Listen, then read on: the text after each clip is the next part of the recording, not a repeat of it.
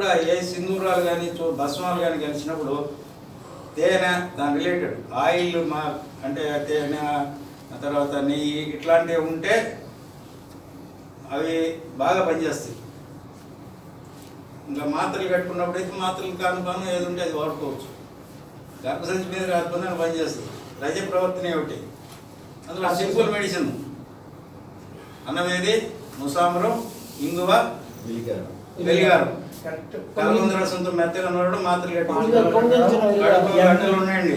గర్భసంచిలో fibroids నిలబడకపోయినా సరే bleeding తక్కువ వస్తుంటే ఎక్కువ చేస్తుంది, ఎక్కువ వస్తుంటే తక్కువ చేస్తుంది. సెలెక్టివ్ యాక్షన్ అనమాట అది. కాబట్టి అద్భుతంగా పనిచేస్తుంది. అన్నమేదతో మనం కావాల్సిన యోగాలు చేసుకోవచ్చు. వైద్యుడు ఆలోచించాలి. సార్ ఇంకా మీకు ఏదైనా అనుమానాలు ఉంటే పాలు రోగానికి పేరు నెయ్యి తీస్తాను సార్. ఆ పేరు నెయ్యి అద్భుతంగా పనిచేస్తుంది. మృత పాండు కూడా పనిచేస్తుంది. కామెర్లకి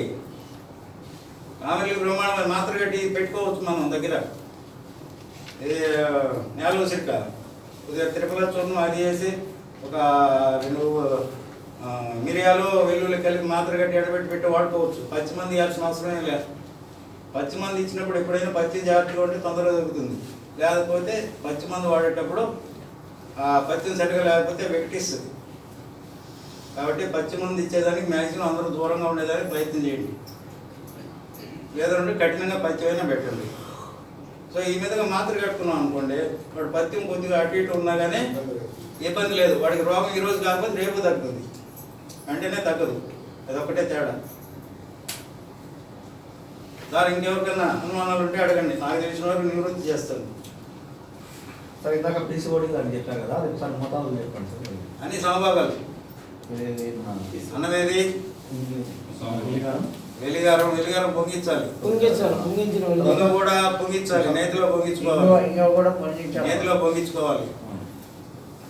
ఇది నాలుగే నల్గొండ రసంతో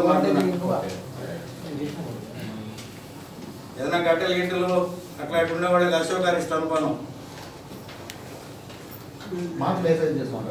బఠానీ సైజ్ బఠానీ గింజ అంతా ఇవ్వచ్చు. 1-2 మాత్రలు ఇచ్చినా ఇబ్బంది, 2 కూడా ఇచ్చుకోవచ్చు.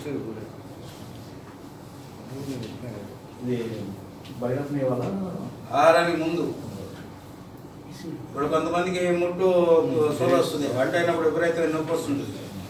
జీలకర్ర కషాయం పెట్టి 2 మాత్రలు ఇస్తే వెంటనే తగ్గిపోతుంది.